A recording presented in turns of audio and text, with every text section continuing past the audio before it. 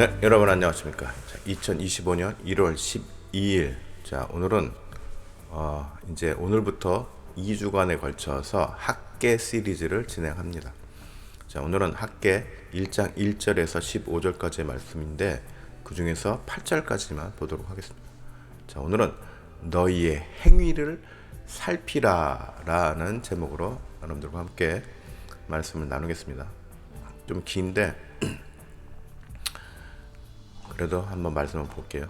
1절 다리오 왕 제2년 여섯째 달 곧 그 달 초하루에 여호와의 말씀이 선지자 학개로 말미암아 스알디엘의 아들 유다 총독 스룹바벨과 여호사닥의 아들 대제사장 여호수아에게 임하니라. 이르시되 2절 만군의 여호와가 이같이 말하여 이르노라. 이 백성이 말하기를 여호와의 전을 건축할 시기가 이르지 아니하였다 하느니라. 3절 여호와의 말씀이 선지자 학개에게 임하여 이르시되 4절 이 성전이 황폐하였거늘 너희가 이때 판벽한 집에 거주하는 것이 옳으냐. 5절 그러므로 이제 만군의 여호와가 이같이 말하노니 너희는 너희의 행위를 살필지니라. 6절 너희가 많이 뿌릴지라도 수확이 적으며 먹을지라도 배부르지 못하며 마실지라도 흡족하지 못하며 입어도 따뜻하지 못하며 일꾼이 삭을 받아도 그것을 구멍 뚫어진 전대에 넣음이 되느니라. 7절 만군의 여호와가 말하노니 너희는 자기의 행위를 살필지니라. 8절 너희는 산에 올라가서 나무를 가져다가 성전을 건축하라. 그리하면 내가 그것으로 말미암아 기뻐하고 또 영광을 얻으리라. 여호와가 말하였느니라. 자, 학개 선지자는 포로기 이후 이제 유다에서 활동하였던 선지자입니다. 기원전 536년 바사, 그러니까 페르시아, 현재는 이제 이란이죠. 이 바사 왕 고레스가 칙령을 발표하면서 유다 민족에게 예루살렘으로 돌아가서 성전 재건할 것을 명령합니다. 이날 하나님께서 예레미야를 통해서 예언하신 말씀이 이루어지는 것이기도 합니다. 그리고 학개 선지자는 이들과 함께 예루살렘으로 돌아오게 되죠. 이미 말씀으로 함께 나눈 바가 있지만 돌아온 유다 백성들은 현지 사마리아인들의 방해를 받습니다. 그래서 성전 재건에 아주 어려움을 겪게 되는데 그러다가 결국은 성전 재건을 중단하게 되죠. 그럼 몇 년 동안요? 18해 동안 이제 중단이 되게 되죠.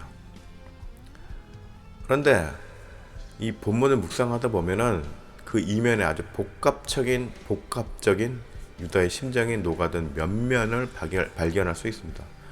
이러한 배경을 오늘 우리들의 신앙생활과 연결하여 한번 생각해 보고자 합니다.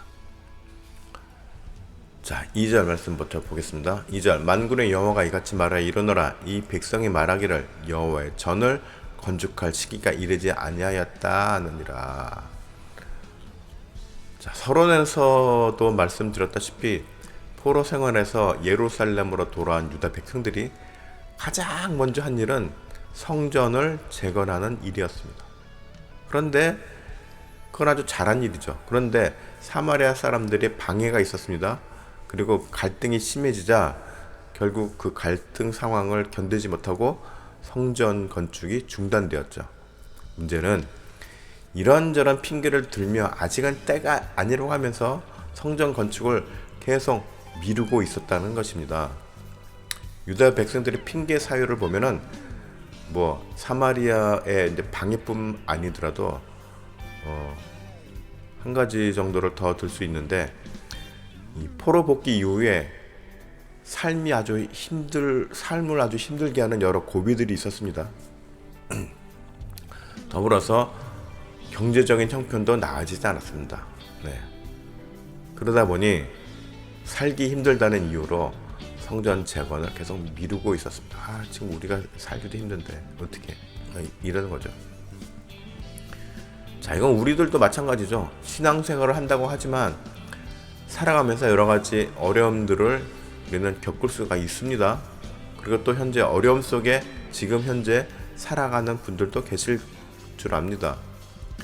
그러면 사실 제일 먼저 위축되는 것이 신앙생활입니다. 꼭 뭐 교회에서 봉사하는 것이 소극적으로 된다는 그런 의미는 아닙니다만, 우리들 삶의 어려움이 닥쳤을 때 초기에는 뭐 믿음의 힘으로 이겨내려는 의지가 강합니다. 다 그러시죠? 그런데 자신이 내가 감당할 수 있는 기간을 넘어서게 되면, 한계에 이르게 되면은 서서히 지쳐가고 무너져 가게 됩니다. 그래서 하나님을 향해 뭐 원망스러운 기도를 하게 되기도 합니다. 그러다가 심지어는 어떻게 신앙생활을 포기하는 사람들도 생기게 됩니다. 유다 사람들도 마찬가지였습니다. 포로 복귀 초기에는 그동안에 이제 오랜 포로 생활로 인해 지쳐 있기는 했지만 고향으로 돌아왔다는 기쁨이 넘쳤습니다. 그래서 하나님의 명령인 성전 재건에 아주 열정적으로 참여하였죠. 그런데 이제 고향에서 이제 서서히 한 해 두 해 이렇게 정착하는 생활이 길어지면서 이제 적응해 나가고, 그러다 보니 또 안주하게 되고, 그렇게 되다 보니 어떻게 돼요? 현실적인 삶의 문제에 대해서 서서히 이제 이제 생활에 집중하게 되었다는 말입니다.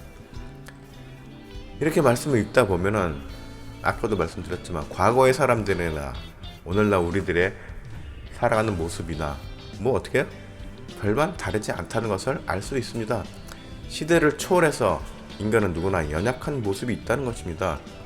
그런데 이렇게 연약한 인간의 모습을 바라보시는 하나님은 그냥 가만히 계실 분은 아니죠. 로마서 8장 26절을 보면은 이와 같이 성령도 우리의 연약함을 도우시다니 우리는 마땅히 기도할 바를 알지 못하나 오직 성령이 말할 수 없는 탄식으로 우리를 위하여 친히 간구하시느니라. 자, 당시의 유다 백성을 바라보시는 하나님은 이러한 유다 백성들을 보시며 새로운 섭리의 방향을 준비하셨습니다. 아, 얘네들이 이제 지쳐가는구나. 오케이, 내가 이제 뭔가를 해줘야 되겠네. 예, 이렇게 가시는 거죠. 그리고 오늘 사는 우리들도 살면서 힘이 들어 모든 것을 포기하고 내려놓고자 할 때 로마서의 말씀처럼 성령께서 우리를 위해서 일하신다는 것을 우리는 기억해야 합니다. 자, 4절 5절 말씀. 4절, 이 성전이 황폐하였거늘 너희가 이때 판벽한 집에 거주하는 것이 옳으냐. 5절, 그러므로 이제 만군의 여호와가 이같이 말하노니 너희는 너희의 행위를 살필지니라. 굉장히 중요한 말씀이 나오는데, 자, 4절 5절 말씀을 보면은 굉장히 새로운 반전이 있음을 알 수 있습니다. 즉 2절까지의 말씀만 보면은 유다 백성들이 어려운 삶 속에서의 아주 불가피한 사정만을 우리가 생각하기 쉽습니다. 예, 오죽하면 유다 백성들이 성전 건축이 중단되었을까, 이렇게만 생각할 수 있다는 거죠. 물론 2절 말씀에도 다른 여진이 있습니다. 유다 백성들을 지칭할 때 이 백성이라고 한 부분에 대해서 성경학자들은 하나님께서 유다 백성들의 핑계를 인정하지 않고 있음으로 인해서 이 백성이라고 한 것을 책망성 표현이라고 해석하기도 합니다. 즉 2절부터 이미 하나님을 책망이 있었다라는 것이죠. 그리고 왜 그토록 하나님께서는 유다 백성들을 못마땅하게 생각하셨는지를 이제 4절 5절 말씀을 통해서 이제 확실하게 알 수 있게 되는 것입니다. 유다 백성들이 어려움을 겪게 되는 과정들을 보면은 그 배경에는 이들의 마음이 초심과 같이 하나님께 집중하지 못하였다는 것을 알 수 있습니다. 2절의 중간 보면은 이때 판벽한 집에 거주하는 것이 옳으냐라는 말씀이 있습니다. 자, 막상 성전 재건이 이런저런 이유로 중단된 이후에는 계속 정치적인, 경제적인 핑계를 들면서 성전 재건을 미루면서도 정작 어떻게 해요? 자신들의 생활 환경을 먼저 생각하기 시작했다는 것입니다. 가장 눈에 돋보이는 게 판벽한 집이죠. 판벽한 집. 판벽한 집의 원문을 보면은 세프님인데 세프님. 자, 이 세프님의 원형인 단어를 보면은 사판입니다. 사판. 이건 뭐냐면 판자로 덮다, 뭐 마루를 깔다라는 의미가 있는데, 이것을 바탕으로 해석을 하자면 어떤 판벽한 집은 지붕이 있는 온전한 집을 의미한다고 합니다. 그런데 여기에서는 그냥 평범한 집이 아니라 호화롭게 꾸민 집으로 보고 있습니다. 즉 유다 백성들이 성전 재건은 미루면서도 자신들의 집은 잘 꾸미면서, 그러니까는 뭐예요? 결국은 현실의 안정적인 삶을 추구하는 데 더 집중하였다는 것을 구체적으로 표현한 것입니다. 그러면서 5절에 무서운 말씀이 나옵니다. 너희는 너희의 행위를 살필지니라. 지금까지를 다시 돌이켜 생각해보면 유다 백성들의 입장에서 보았을 때 힘들고 어려운 포로 생활의 초창기를, 이제 포로에서 돌아온 그런 초창기를 지나면서 많이 이제 지쳐 있었습니다. 그래서 그 지친 것을 부각하면서 하소연하였다는 것만 생각할 수 있지만, 자, 모든 것을 내려다보시는 하나님의 그야말로 뭐예요? 전지적 입장에서의 유다 백성들을 바라보면은 어떻게 하셨느냐? 9절 말씀 보겠습니다. 너희가 많은 것을 바랐으나 도리어 적었고 너희가 그것을 집으로 가져갔으나 내가 불어버렸느니라. 나 만군의 여호와가 말하노라. 이것이 무슨 까닭이냐? 내 집은 황폐하였을 때 너희는 각각 자기 집을 짓기 위하여 빨랐음이라. 하나님은 성전 재건을 미루는 유다 백성들의 이 핑계를 가증스럽게 바라보고 계셨다는 것입니다. 자, 6절 말씀. 너희가 많이 뿌릴지라도 수확이 적으며 먹을지라도 배부르지 못하며 마실지라도 흡족하지 못하며 입어도 따뜻하지 못하며 일꾼이 싹쓸 받아도 그것을 구멍 뚫어진 전대에 넣음이 되었느니라. 7절. 만군의 여호와가 말하노니 너희는 자기의 행위를 살필지니라. 자, 6절의 말씀은 결국 자신들의 본심을 감춘 채 자신들의 자기의 삶을 우선시하면서 성전 재건에 대한 핑계만 늘어놓는 유다 백성들을 향해 하나님의 징벌이 선포되고 있는데, 그야말로 유다 백성들이 뿌린 대로 거둔다는 것을 알 수 있는 말씀입니다. 백성들이 하나님 일에는 소홀히 하면서 세상 일에 더 힘쓴 그만큼 하나님께서 다시 거두어 가신다는 것을 우리는 말씀을 통해 알 수 있는 것입니다. 이쯤에서 우리는 또 떠오르는 말씀이 있어야 합니다. 뭐죠? 우리가 노래로도 많이 하는 거. 마태복음 6장 33절. 그런즉 너희는 먼저 그의 나라와 그의 의의를 구하라. 그리하면 이 모든 것을 너희에게 더하시리라. 네. 우리들은 세상 속에서 삶을 지속해야 합니다. 그리고 현실적으로 다가오는 많은 또 문제들도 산적해 있고 이것을 또 해결해 나가야 합니다. 네. 현실의 삶에서 무조건 도피하라는 말이 절대 아닙니다. 핵심은 어떤 이슈가 생겼을 때 이런 문제들을 내 힘으로만 해결하려고 하고 거기에만 집중하다 보면 하나님의 의를 저버릴 수 있다는 것을 경계해야 한다는 것이죠. 세상의 출세에, 물질에, 인기에, 권력에 과도히 몰입하여 집중하다 보면 그냥 세상에 돌아가는 시류에 자신도 모르게 빠지게 됩니다. 그리고 하나님은 자신의 백성이 이처럼 하나님을 저버리고 다른 일에 빠지게 되면 이들을 경고하고 돌이킬 것을 알려주시면서 책망을 하게 되는 것이죠. 이때 우리들은 하나님의 책망을 겸허히 받아들여야 합니다. 그래야만 하나님의 백성으로서의 지위를 잃지 않을 수 있기 때문입니다. 굉장히 중요한 말씀이죠. 누가복음 13장 28절에 너희가 아브라함과 이삭과 야곱과 모든 선지자는 하나님 나라에 있고 오직 너희는 밖에 쫓겨난 것을 볼 때 거기서 슬피 울며 이를 갈리라. 이거 굉장히 쫓겨날 수도 있다는 거예요. 그런데 누가복음 13장 28절의 끝부분에 슬피 울며 이를 갈리라라는 거 무슨 의미죠? 내가 쫓겨났는데 쫓겨난 이유를 수긍을 못하는 거예요. 이해를 못하는 거예요. 내가 왜 쫓겨났는지를 알지를 못하는 거예요. 그래서 억울해요. 예, 그 순간까지도 억울한 겁니다. 그래서 이를 가는 겁니다. 슬피 울면서 분하다는 거죠. 나는 잘못한 것이 없는데 왜. 지금도 마찬가지입니다. 우리가 교회를 다니면서도 많은 목사님들이 깨어있는 목사님들이 경고를 합니다. 여러분들 교회에 다닌다고 해서 예수를 믿었다고 해서 다 천국 가는 거 아니다. 믿었다고 고백한다고 해서 나는 구원받았다. 구원의 확신이 있다고 해서 반드시 내가 천국에 있다는 보장을 못한다. 왜요? 자신도 모르는 사이에 주님의 뜻과 반하는 하지만 알면서도 일부러 가증스럽게 숨기면서 하나님 뜻에 주님의 뜻에 반하는 행동을 하고 있는 것을 하나님께서 그저 넘어가지 않는다는 것이죠.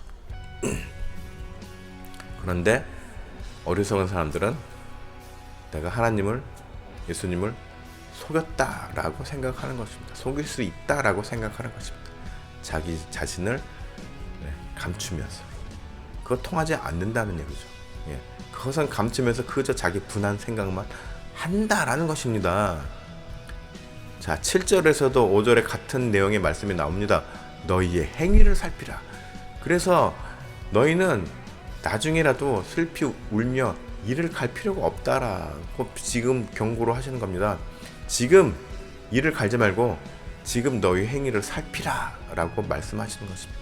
두 번이나 반복됐습니다. 5절과 7절 굉장히 강조하시는 거죠. 강력한 경고입니다. 그렇죠?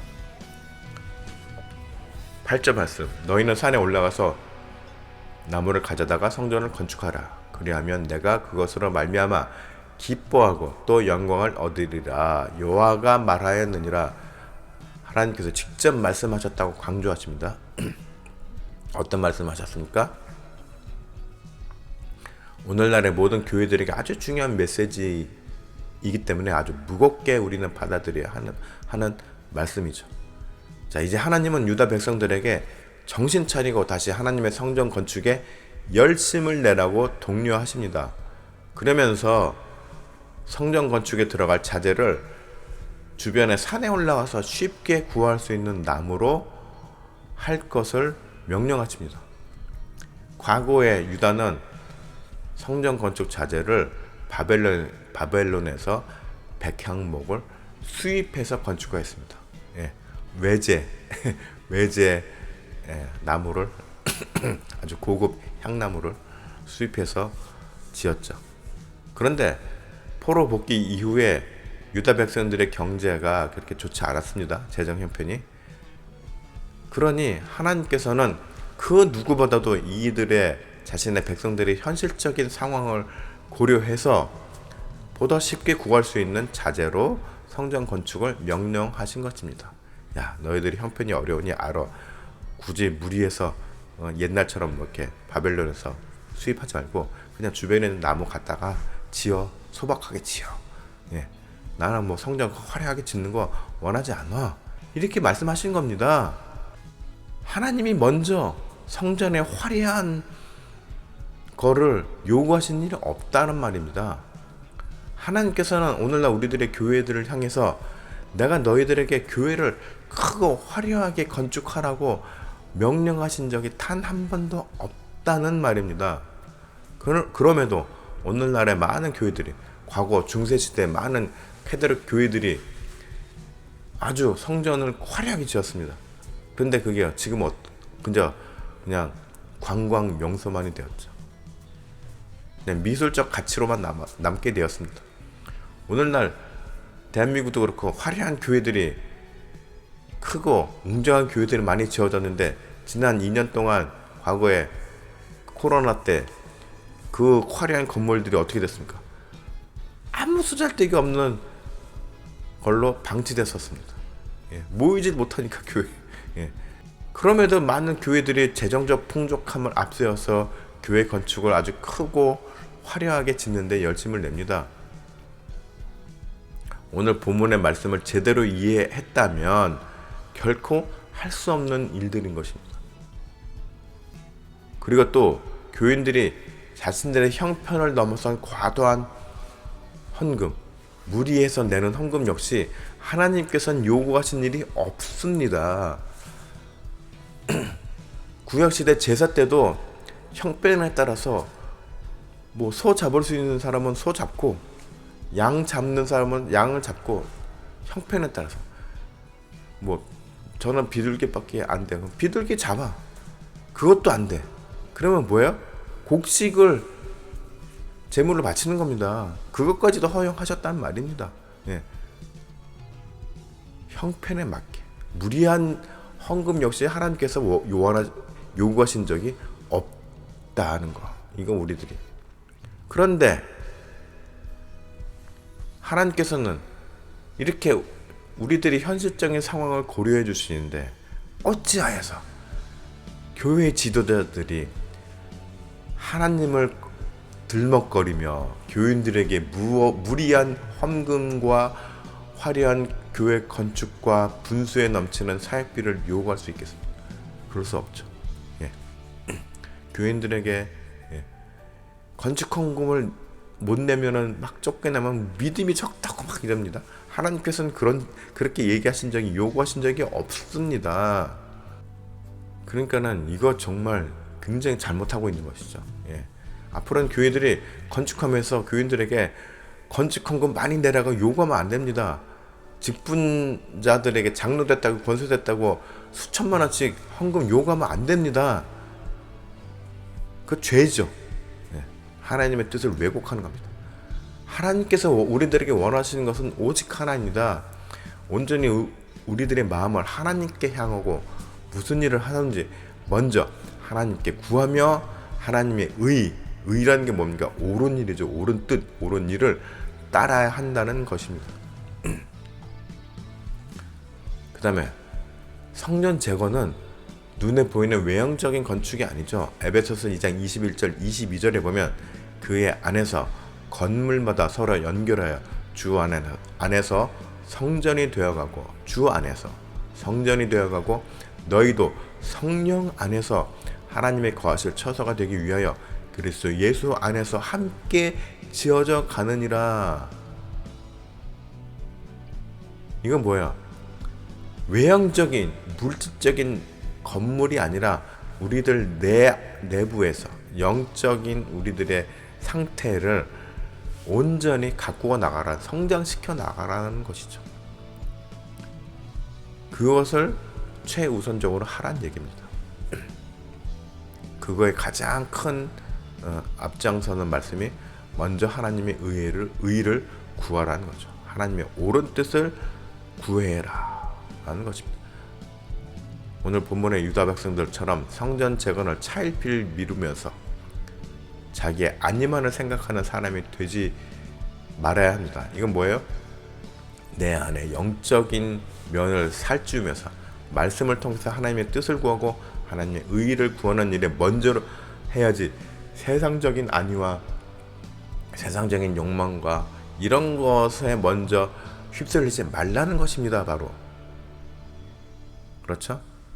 네, 교회도 사역을 빙자해서 교회 건축을 앞세우고 성도들에게 무리한 헌금을 요구하는 거 하지 말라는 것입니다. 오히려 성도들의 영혼을 살찌우게 하는 일에 더 집중하라는 것이죠. 그게 교회가 온전히 해야 될 일이고 목회자들이 온전히 해야 될 일이고 직분자들이 먼저 생각하고 고민해야 될 부분이라는 것입니다. 자, 여러분들 모두 주의 나라와 그의 의를 생각하면서 개인이든 교회든 그렇게 하루하루를 주님의 손길로 인도함을 받는, 그래서 외형적인 눈에 보여지는 것이 아니라 우리 내적인 영의 그 성전이 주님께서 온전히 들어가실 수 있도록 적합하게 만들어 나가는 그러한 주님의 자녀들이 되시기를 축복합니다.